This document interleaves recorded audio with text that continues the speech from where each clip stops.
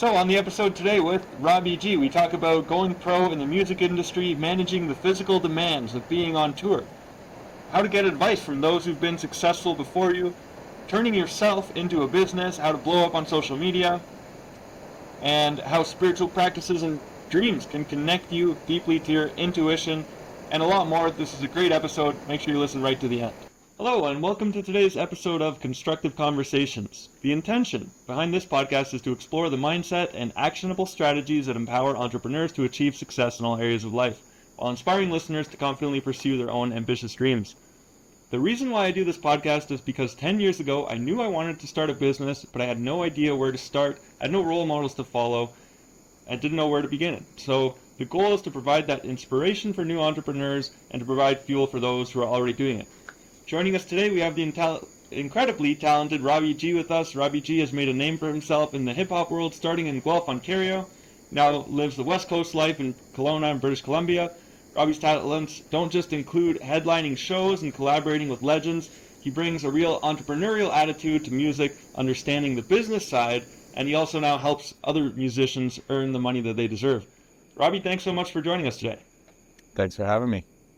And you're on tour right now, so where are you actually calling in from? I'm in Ontario right now, just finished a couple of shows here, and then flying out to Halifax tonight to do a few shows in the Maritimes. That's great. And so you stopped in what we found out last week is we're both from we have the same hometown, so we both grew up in Guelph, Ontario. So you had a show there just recently, right? I've got one coming up in a couple of weeks. I've got a show in Guelph on December 6th, yeah. Well, that's great. I'm just going to miss you. I'm heading back east just after that.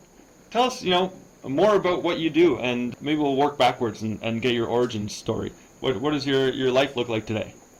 Life today is, I spend a lot of time on the road. I think this year did 200 plus shows across the country, so not spending too much time at home, hunkered down. I'm on the road a lot, and hopefully next year I can trim that back a little bit, just focus on doing a few more bigger shows, and then having my team kind of run a lot of the club gigs and stuff that we've got across the country. So yeah, it's taxing. It's a lot to do 200 shows in a year and be on the road like all the time, just like month after month after month. And yeah, that's a hard to do, to be honest, but I do enjoy it. I love meeting fans and interacting with people, and watching the business grow, and just being on the ground, hands-on with all the events and stuff, and just making sure that everything kind of runs and flows smoothly. So I do enjoy it, and I love being on the stage. I love performing, so it's been great to do that. Yeah.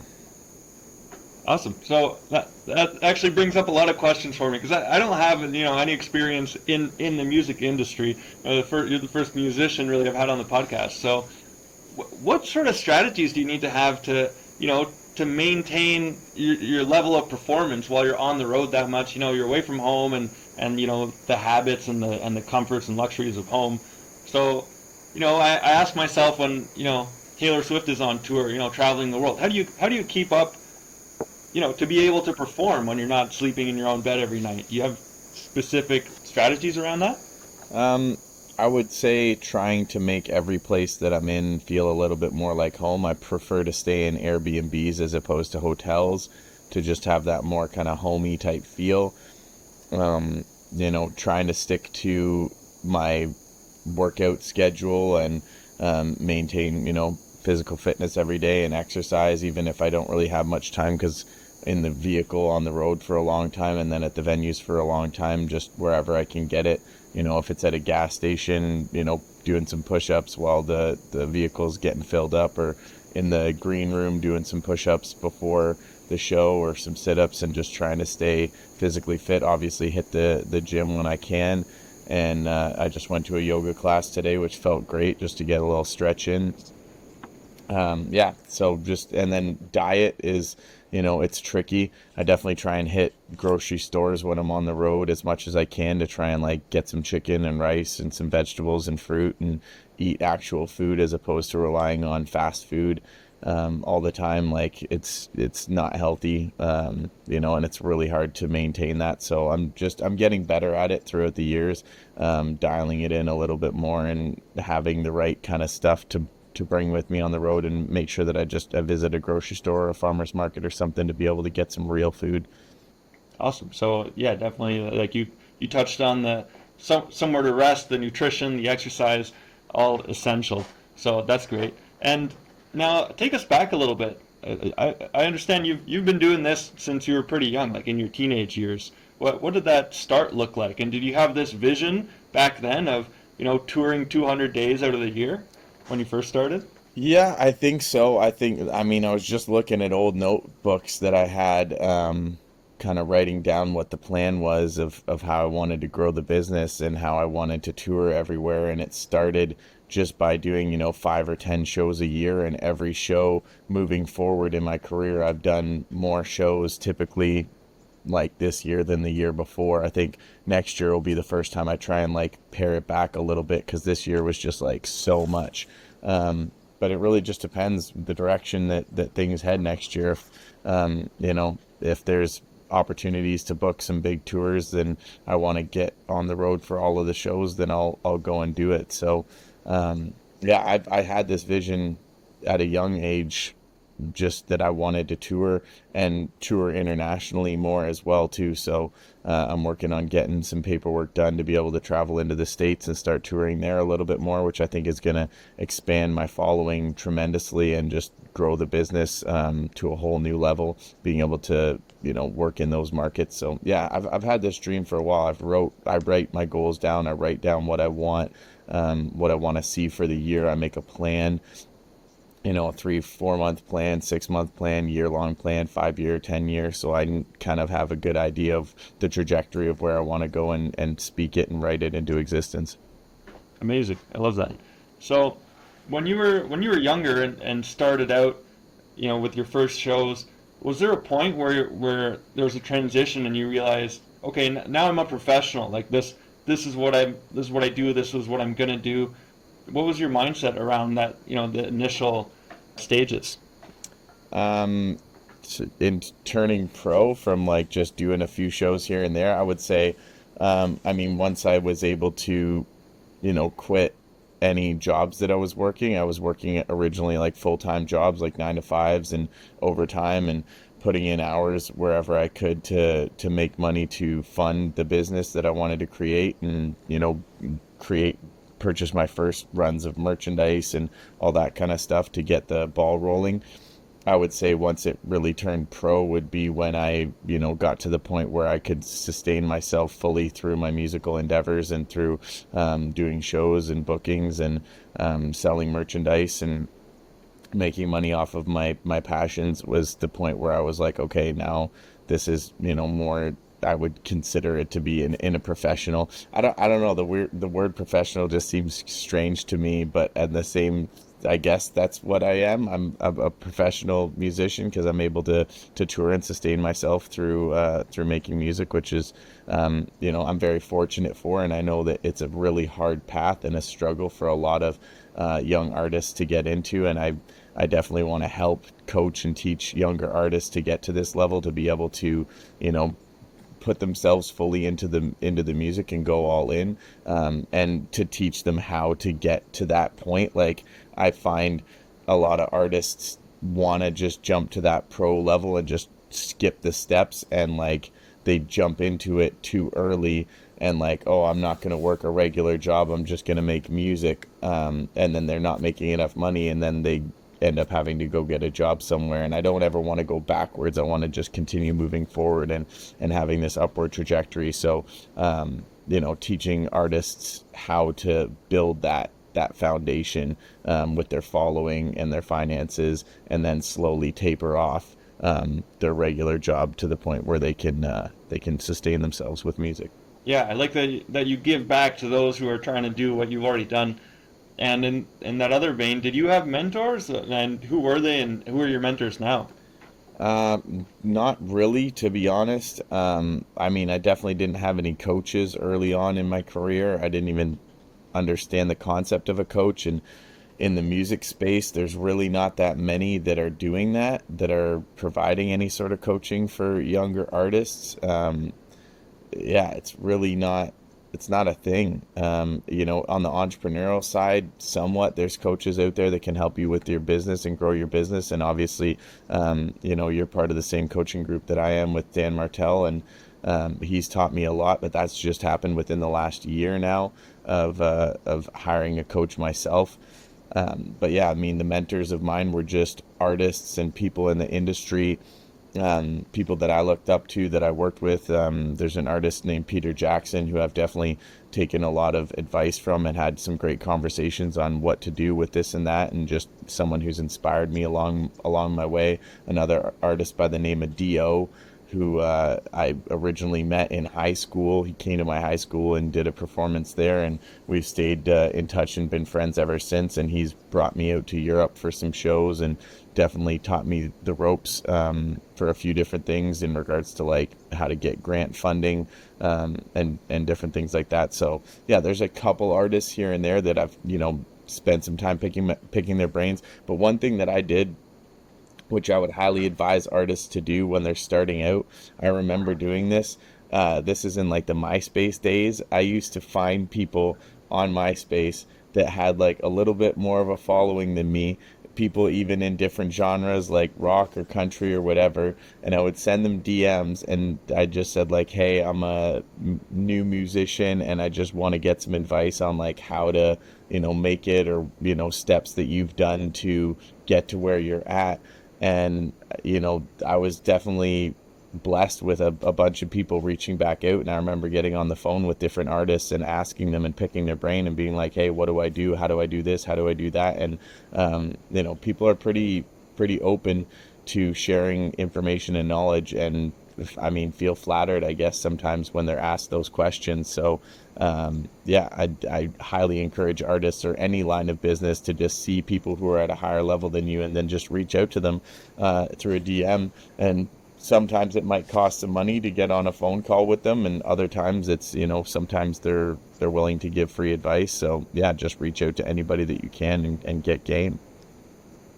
That's great advice, and I think that transfers across industries. There's always people like you who are willing to give back, and so it's just a matter of reaching out and approaching them and saying, can you teach me something? So if you got a DM from a young artist who's starting out, and they say, what are some valuable lessons that you can pass on to me? What would your advice look like? I always definitely start with fundamentals, hard work.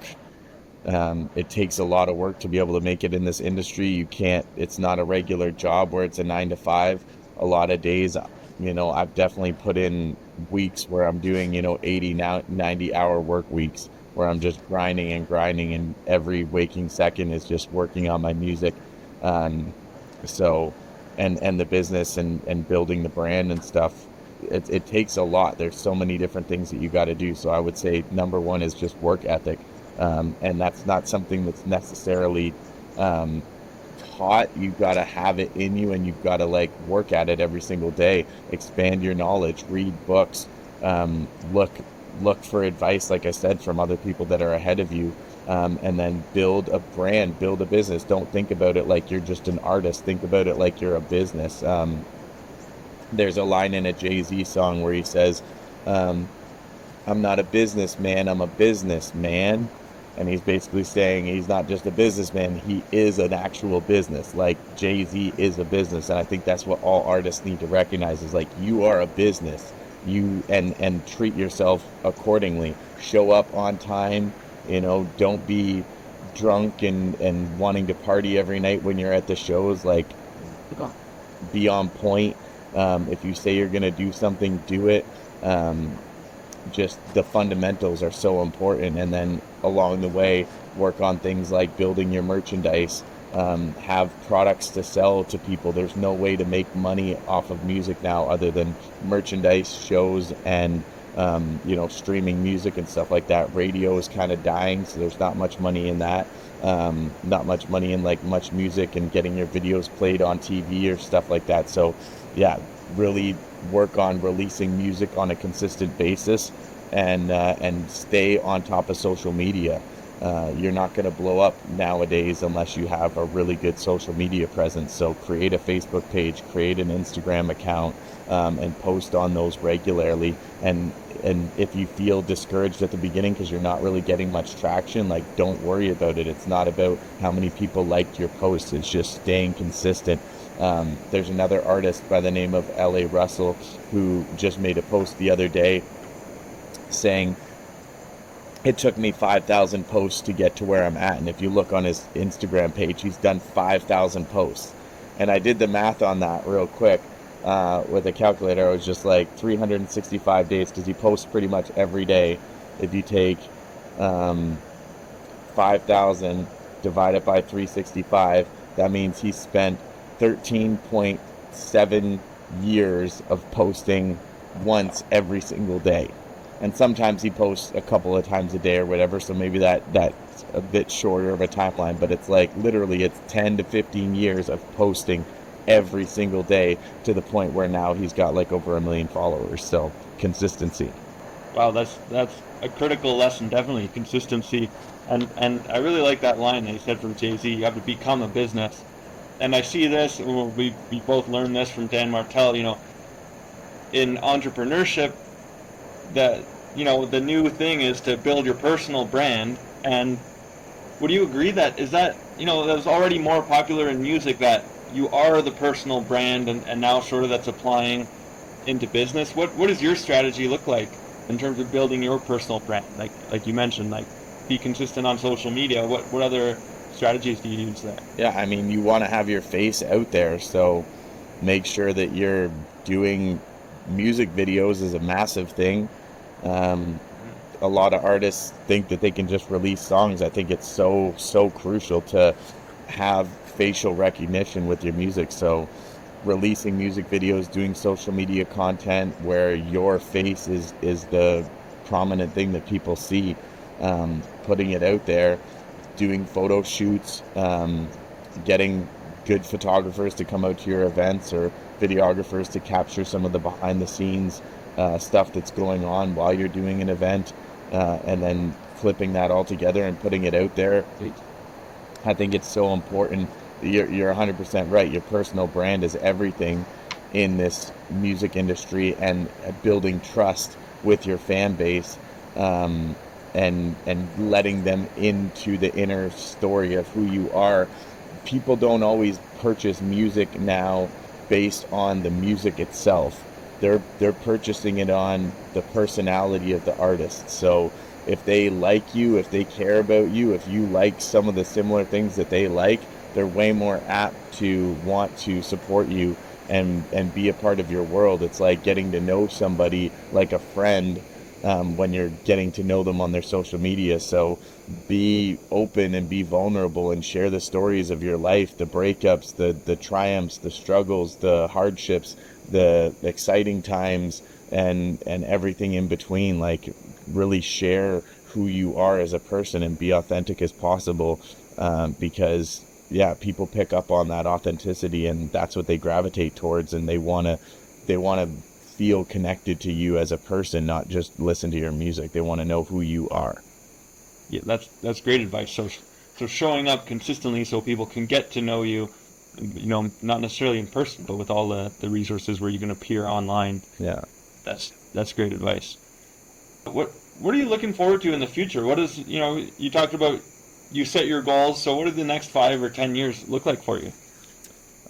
Next 5-10 years, my big goal is to be able to tour internationally, to be able to go to Europe and do shows, to go to the States, to go to Australia, New Zealand, different places around the world, and share my music and share my gifts and my talents. So that's definitely high on the priority list. I want to build my company to eventually be $1 billion company within 10-15 years, and I think it's possible just on the trajectory that we're going on right now. I know that's a lofty goal, and some people might look at that and just be like, why? Like, why do you need to build such a big company? It's not so much about the money, but it's about the amount of people that I can affect. I always said early on, I don't want to make $1 million. I want to be able to affect 1 million people's lives. So, and maybe even more than that at this point. So I really want to, making money's nice, and building a company that brings in a lot of revenue is great. But I think the ultimate objective is to be able to help people, to make touring easier for artists, to help a lot of the younger artists starting out and giving them advice and a leg up on this in this industry that's a crazy world, and a lot of people are out there that are taking advantage of people and snakes. I've been snaked in this industry. I've been taking advantage of myself. So teaching people how to recognize that stuff.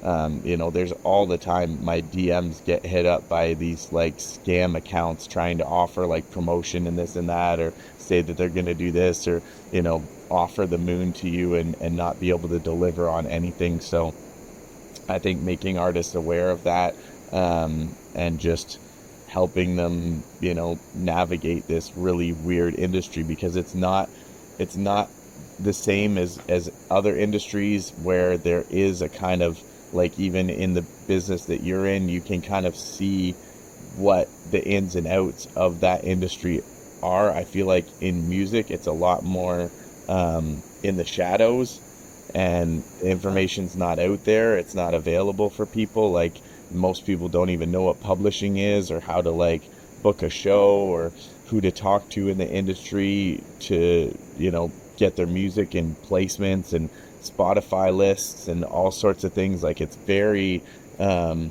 very much in the shadows, and it's a like who's who and who knows who kind of an industry. So I feel like taking the veil back for a lot of people will help them. My ultimate goal, I just want to reach more people and help change people's lives, and put them in a positive mind state, and help teach them that they can do anything when they put their mind to it, and that they can achieve their dreams too, and teach them how to write down their goals, and how to really spark curiosity inside them, so that they can dream bigger and see life from a bigger perspective, and not just stick to their like hometowns and their own backyards, but to travel to cities around them and reach new people with their music, so that they can share that blessing. And then also people who aren't in music, just that are living their life, like teaching them to follow their passions, and teaching them about the beauty and the wondrous that nature, that we gifted with this awesome world, and really empowering people to know that they can do anything when they put their minds to it, to really instill in them that hard work pays off, that when they focus on something and really work at it, they can literally move mountains. So I want to help people, and help people become financially free, and teach them about money management, and teach them about how to live a good life and live a happy life. So I feel like there's a lot of people that are dealing with like depression and anxiety, and just feeling down and out a lot of the times, and not being inspired. And I don't know what is causing that. A combination of things: the government, the media that people consume, their upbringing, what they were taught in school, different things like that. So just trying to break through that noise and reach people's hearts, and let them know that anything's possible. So I know I said that 3 times now, that anything's possible, but it really is. Like, I really truly believe that you can do anything. It's just a matter of like, the distance between you and your dreams is hard work, and meeting people, and communicating, learning communication skills, and focusing on what you want with your life, and really bringing that and speaking it into existence. So that's kind of like a broad goal. A lot of those aren't really necessarily tangible, or things that I could write down, but I feel like the more people that I touch with my message, the more people that I bring into the fold, the more that I'm able to help raise that awareness and vibration in the planet, so that and I feel like I can create a good impact with that. I love that. Those are amazing goals. Inspire 1 million people, and spread that message, which I love. Which you can do. You can do anything you set your mind to. Sort of, flip people into a new mindset, get them unstuck from whatever whatever mindset they're stuck in, that there's this huge expansive world that has room for you to do anything. Yeah, like what Amazing. were your kind of challenges, to flip it back to you, like when you started your business and you didn't really know what to do, what what challenges did you face and how did you overcome them to get to where you're at? Yeah, when I started, there's so much that I didn't know how to do. All the things I didn't even know that I didn't know how to do. And for me, it was I started the business. I was a firefighter full time, and I had my business part time, and that sort of obscured a bunch of the things that are necessary for business because I wasn't looking at my P&L. I wasn't, watching the numbers closely. I said, "Oh yeah, I'm doing jobs for people, and people are happy, so I must be doing well."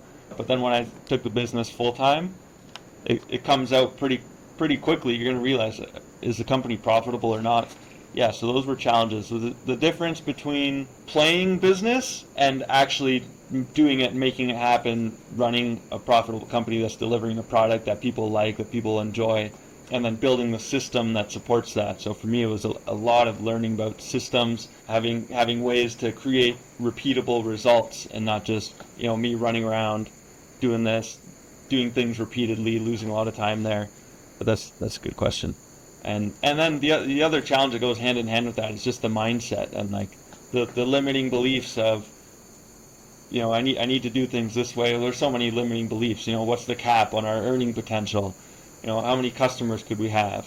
So there's a lot of work on that side of just mindset, and changing perspective, and having, and like you said, expanding perspective to realize, yeah, you can do whatever you set your mind to, and then being sure to set big goals, and not just keeping them small because, oh yeah, I know I can hit this small goal, so that's safe and secure. Really push yourself, push the limit, because growth happens on the extremities. So the extremities of your comfort zone. So that's where I try to remain. What is your, Yeah. you said your earning cap. What is your earning cap like? Yeah, our goal for the company is 5 years from now to be at 5 million a year in revenue. Nice. So that's our stretch goal. Love it. And then upwards from there, we have some big long-term goals. That's awesome. Yeah, and I'll give you the 100-year goal. So 100 year. Oh, pretty wow. soon, pretty soon, there's going to be hotels on the moon. That'll be the next vacation destination. There'll be people on Mars. 100 years from now, and I love looking at technology and the exponential curve of technology. You know, somebody's going to be living on Alpha Centauri, right? It's the nearest planet. Who's going to build the houses there? So somebody's got to build that. Yeah, whatever places people are going to be living in. So it might not be me who's there swinging a hammer, but if I can help lay the foundations of a company with a long-term vision that can make that happen and be part of that human expansion and exploration, then that's the 100-year goal. Cool. Are you into like space and space exploration? Oh yeah, yeah, I'm a big fan of space Okay. Do you think for sure. you'd ever do that? Like, what's that company, Blue Origin or whatever, that like flies people out on those little passenger shuttles Hundred to percent, space? I think hundred it's like a percent. quarter That million that's in my goals. 100%. I wanted to be an astronaut when I was little. I said, okay, I'll be a fighter pilot. But then turns out I'm too tall to fit in a fighter jet. Oh wow, So I was like, well, I'll find another way to space. So yeah, that's in the goals. that's awesome.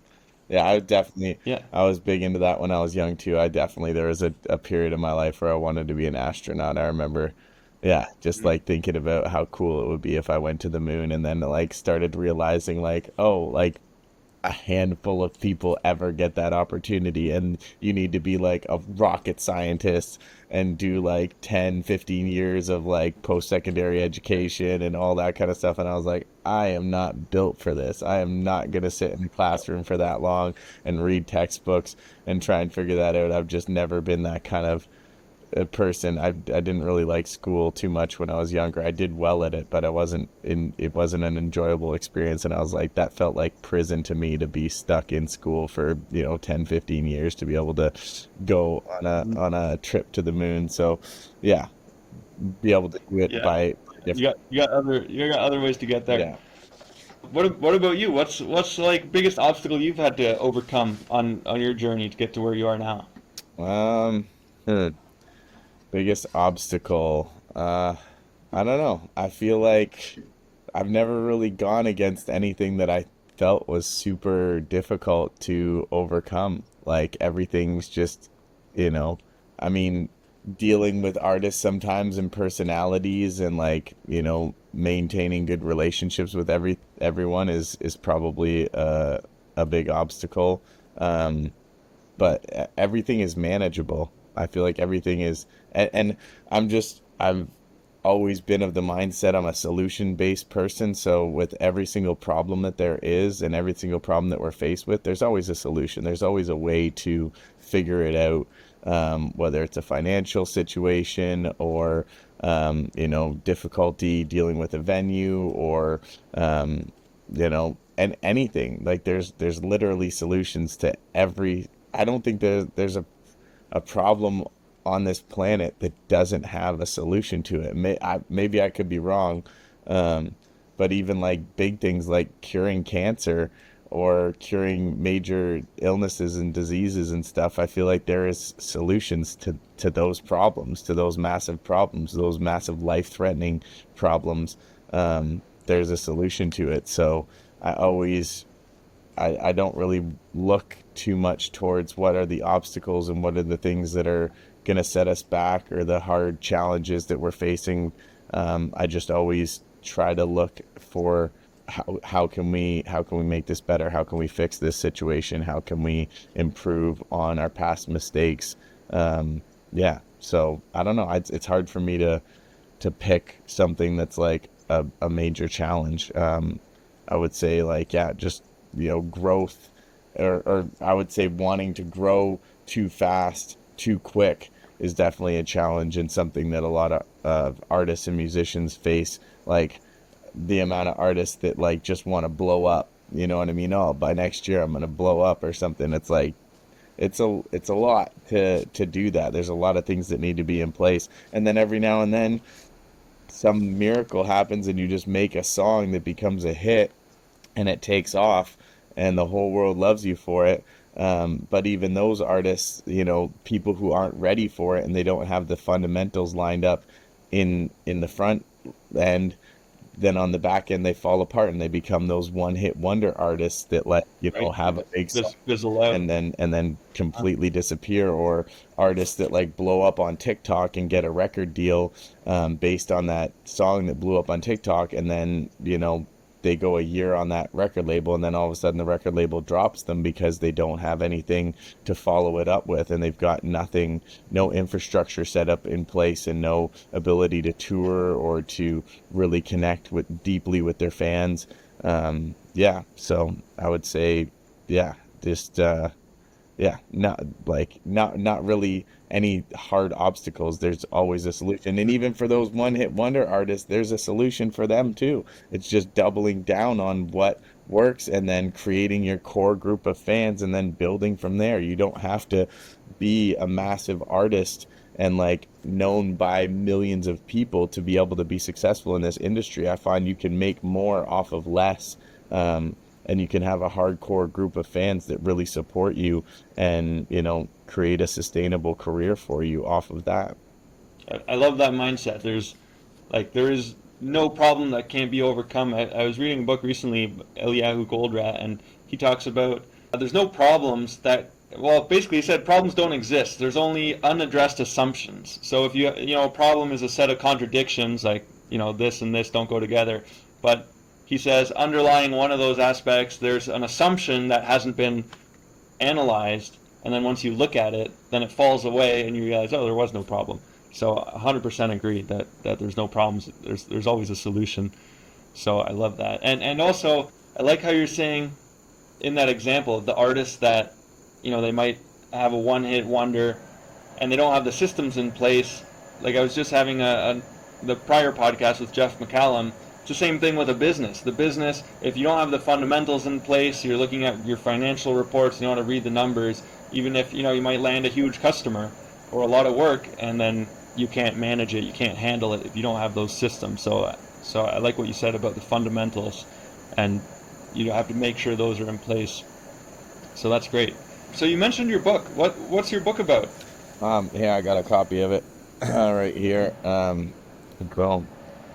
It's called Rapper's Guide to an Enlightened Mind, and it's basically the story of my life. Yeah, some of the key takeaways are basically just, going through like we talked about there, going through struggles, going through ups and downs, some setbacks in my life. I was, young and got, you know, involved in doing things that were, considered criminal in a sense. When I was at a younger age, I was selling drugs and got put in jail for it and learned a lot from that lesson and got out and realized like I really wanted to change my life and turn it around and instead of selling drugs, go out and sell tickets to shows and sell merchandise and sell CDs and sell hats and toques and hoodies and uh, yeah, I mean, and then books, so it kind of talks a little bit about that journey of going through that realization and understanding that I never wanted to have my freedom taken away from me ever again. So learning some hard life lessons. And then also, I mean, I wrote it during COVID at a time when everyone was kind of isolated and really going through some mental struggles of their own. And it was written basically to inspire people and to help give them some good framework for their mind and some positive things that they could focus on, affirmations and how to wake up and be thankful about life, and just some of the lessons that I've learned throughout my life, reading different books and taking little bits and pieces from each one and putting it into my own story.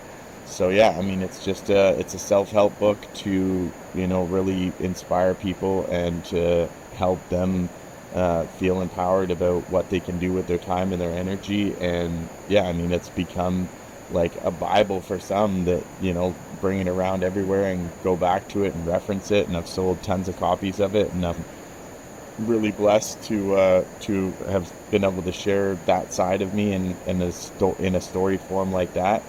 And I'm working on my second book now, and yeah, just gonna continue trying to offer my advice through different means of communication. And I think everybody should write a book at some point, then share, some of the things that they've learned in their life, and people are going to connect with it. Amazing, I love it. What's your next book going to be about? Similar situation. The title that I'm like pontificating is Living the Life That I Always Wanted to Live, which is basically just, talking about how I want to live my life, how I want to show up in my life for myself, for my loved ones, for my friends, my family, and what I want to offer for the world, the impact that I want to leave, the legacy that I want to leave. And yeah, I mean, it's basically on the same vein as that, just like a self-help book to inspire people and to, teach them how to live at an optimal level, and how to be great, how to really you know take advantage of the life that they have and the time that they have and make the most of it. Awesome. I'll definitely have to get a copy of that. Yeah. So, sort of in that vein of self-development, do you have any spiritual practices? Is religion part of your life? To what extent does that influence, your mindset and your actions? Yeah, for sure. I don't really practice religion in a sense, although I do feel like there's some sort of creative or creator force that helped shape this and put this all together. I have a pretty deep spiritual practice, and meditate and really try to center myself and talk to spirit and have spirit talk through me, like pay attention to the signs and listen to what the universe is trying to tell me and where the direction that it's trying to take me in my life. And yeah, I mean, I've been blessed to go on some really intense psychedelic and plant medicine journeys that I think have really opened up my spirituality and given me the ability to channel spirit a little bit more. And I feel like even just with my music, the way that it is, I don't feel like I really write any of my songs. It kind of like the songs write themselves based on just tapping into whatever collective consciousness that has these creative ideas and creative forces. So yeah, I mean, I'm big into um, just trying to learn more about why we're here, what our true purpose is, and how we're able to hone in on those gifts and to really let them come forth and like come through us and flow through us. So whatever creative endeavors that you're into, and even in business, you can be creative, but just like allowing those gifts to shine through and to really like um, listen to be quiet in the mind and hear what you know. I feel like all the time we're shown signs of what to do with our lives and where to go and who to be and the different directions that we can take with our lives and how to act. When you're doing something that's not serving your highest good, and when you are, you really do. When you're poisoning your body and doing things that are putting you down a negative path or a negative spiral, then it's going to affect you in the long run, and you're going to feel the pain and the sting of that. And I feel like if you focus on what you should be doing with your life, um I mean, I just know for myself personally, when I'm in the my flow state and I'm in the most productive and giving force, it's all because I'm making the right choices. It's all because I'm like focused on the right things and doing good for people and helping people in a very positive way. So yeah, I would say, yeah, for me, spirituality is ingrained into who I am, and the messages that I'm sharing with everybody is like, practice that, you know, take time for yourself, be still, meditate, do a yoga class, go out into the jungle and like explore who you really are. Yeah, there's some um, amazingness to this world, and honestly, this world is not really what it is. Like, this computer screen is not really here, the table's not here, the chair's not here. It's all just vibrating chemicals and atoms like pulsating together, and there's a whole other side to this reality that most of us don't get a chance to see. And I think it's so important to try to tap into what that is and why everything is the way that it is and how this was all created. And yeah, I think we can do that through meditation and also in the dream world, which I'm a big proponent of, is like trying to teach people how to lucid dream and how to wake up in their dreams and how to learn more things when they're in the dream state, because I think there's a lot of knowledge there, and I can't wait until science catches up with it, when we're able to start experimenting more in the dream world um, and also teach people how to do that. And I don't know why it's taken this long for that to slowly, like, I'm slowly seeing a little bit of research being done in that area, but like, I feel like in the next 5, 10, 15, 20 years, like, we're going to see a lot more people recognizing the power of dreams and like how profound they can be and what information that we can gather when we're in the dream world. I love that you brought up dreams. That was going to be my follow-up question. I'm also a huge fan. And yeah, and in terms of technology, are you talking about, I've seen some of this already, it's starting, where they can put a helmet on you and then map, visualize your dreams on a screen, and, you could potentially record your dream, whatever you saw in there. Is that what you're talking about in terms of technology, or what else do you have in mind? That, and also, I mean, just most recently, they were able to pass messages through dreams. So they had two people go into deep REM sleep and go into the dream world, and one person passed a message to the other person in the dream world.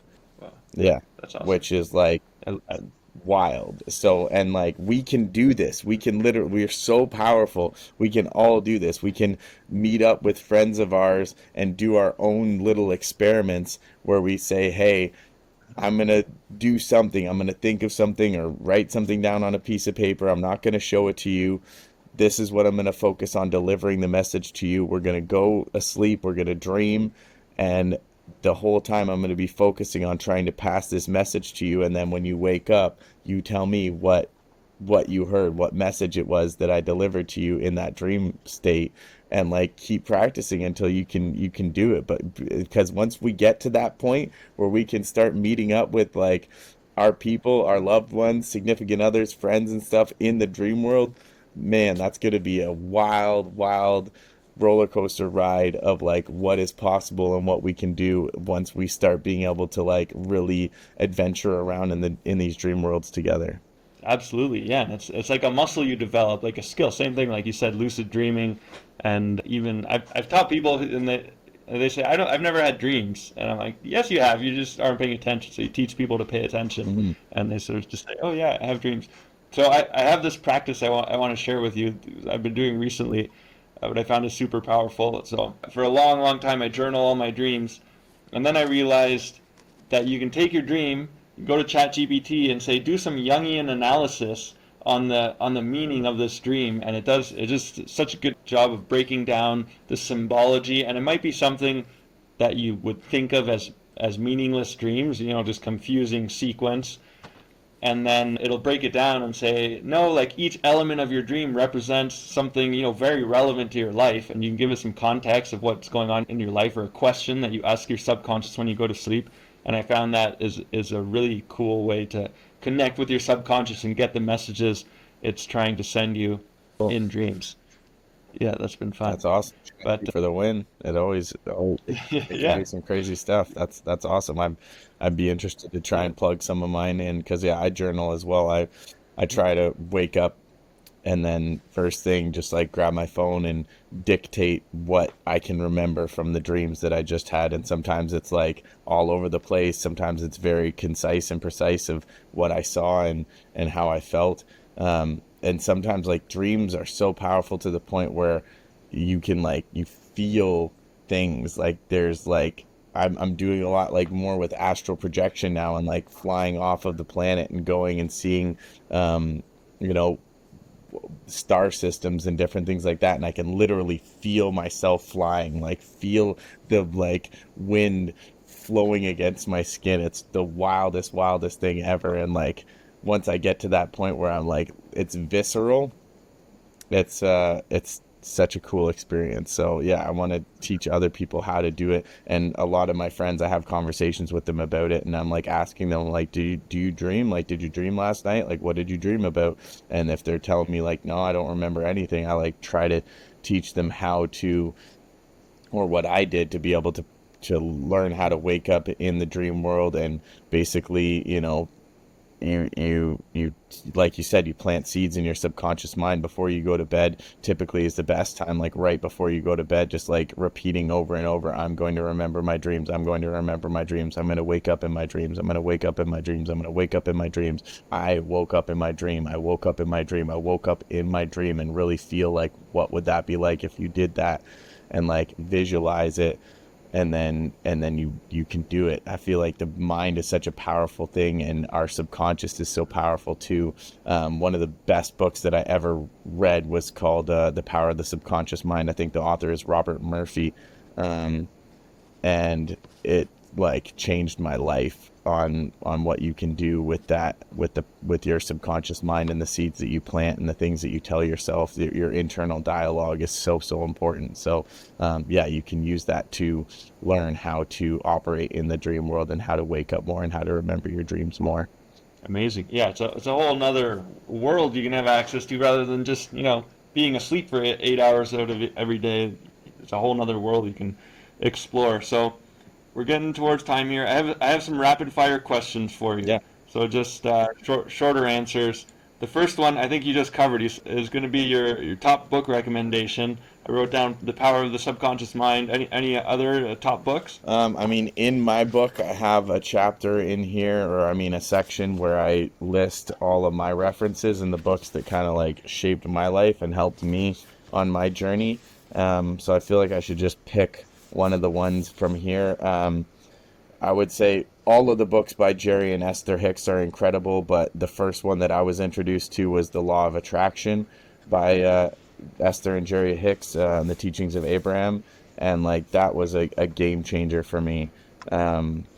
Just massive game changer. And if you're not familiar with Jerry and Esther Hicks, Esther kind of channels this spiritual entity called Abraham, and it's like multiple beings all in one. And it's basically like a question and answer thing, and she goes and does tons of speaking engagements all over the world and sits there and channels this entity, and people ask it questions, and the answers are so powerful and so deep, and like you just, yeah, it's mind-boggling. So yeah, sorry, I know this is rapid, but I want to really give her flowers, Oh, that's great. those authors their flowers, because it's like next level stuff. And some people might believe that it's like, oh, it's woo woo, it's BS, it's not really true, there's no way that she's channeling an entity or whatever. And there's other channelers that are out there that people kind of look sideways at, but I feel like there's some profound stuff in there, and if you listen to it enough,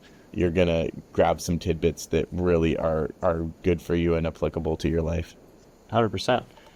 All right. Dinner with anyone alive or dead. Who would it be and why?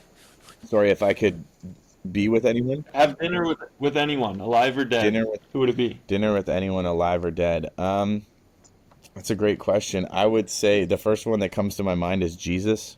I think it would be pretty cool to sit and chat with him, because I feel like the Jesus and the whole religion story got kind of hijacked a little bit, and I feel like he was just somebody who was super tapped in with spirit and just like understood how to connect with it at a high level. And I think his story got kind of manipulated a little bit throughout the ages, and I'd love to hear it firsthand from him, like what it was all about. That's a great answer. I asked this question to ChatGPT as well. Who are the top? I just asked it. Who are the top 10 people ever? And it was like, in the same context, like Jesus, Muhammad, Buddha, and like, yeah, why wouldn't you want to talk to those people? They have such an impact in the world. And I agree. It's been like a game of telephone for 2,000 years. So, or like photocopies of photocopies. So go back to the source, get that information. That would be powerful. If you could if you could wave a wand and be free of any habit, what would it be? I don't know. I've done really good to not have any bad habits. And I mean, this year I quit smoking weed, and that was like my biggest bad habit, I would say. I used to smoke cigarettes, and I quit that. I don't really drink. I don't gamble. I don't do, I don't know, bad habit. I mean, maybe scrolling on my phone. Sometimes that can become a little addictive. Every now and then I'll get stuck on a little scroll hole. So yeah, I would say if I could just use the phone for what I need it for and not ever get sucked into anytime I'm watching something, I'm like, why am I watching this? That's when I'm just like, okay, this is not good. Yeah, exactly. Yeah, I've been there too. Talking about your phone, what's your favorite app on your phone or most used? It'd be social media, either Facebook or Instagram for sure. That's what I go to the most and what helps me connect with my fans the most, I think. So either one of those would definitely be my favorite app. I don't like to have games or anything like that on my phone, so I don't really use it for anything other than GPS and social media. And how do you unwind after a long day? I like watching movies. Not into television shows, but movies are basically my only winder downer. Yeah, or like chatting with a friend or something like that. But I would say movies is my go-to to wind down. Or like if I'm like eating a meal and I'm by myself, I'll just cook my meal and watch a movie and eat. You got favorite movie recommendations? My favorite movie is Waterworld, which is a random one. Have you ever seen it? No, I haven't seen it. A lot of people, when I say it, they're just like, what is that movie? It's a Kevin Costner movie. It's older, but it's always been my favorite movie. And yeah, just go and check it out. Google it. And if you can watch it, watch it. I don't know if it's on any streaming services or whatever, but it's incredible. It's such a good movie. Awesome. That's great. All right. Yeah, that's it for Rapid Fire. So where can people find you and connect with you, Robbie? Best places are probably on social media. My Facebook page, just search Robbie G, ROBBIEG. On Instagram, I am Robbie G. and my website is robbieghiphop.com. You can check out all my music there. All of my events from my company are on robbiegpresents.com. So if you're looking to, come and see a show somewhere, that's the best place to go to be able to see where I am or where the shows are that we're producing. And yeah, I mean, I'm pretty accessible, and a lot of people when they message me, fans and stuff, they're like, wow, you are one of the artists that actually like responds back to people, and like, I stay on my messages, and if it's not me, it's my assistant, somebody from my team that's like responding, but we try to make sure that everybody who reaches out gets answered. So if you do reach out, your stuff is not going to sit in an inbox for weeks on end or months or a year before you're going to get a response, or you'll never get a response. I want to make sure that everybody gets a response, no matter what level that I get to. If I become a person with 1 million followers, I still want to be able to either myself or have my team be able to reach out to everybody who reaches out to us. Amazing. That's great. That's a great intention to have, and I think it definitely must set you apart from the other artists. Yeah, like you said, they just leave people on red. Mhm. So that's awesome. Well, Robbie, it's been great. Pleasure speaking with you. Thanks for coming on the show. Thanks for your time. No problem. Thanks for having me, Nick. Appreciate it. Yeah, we'll talk later. Thanks. For sure.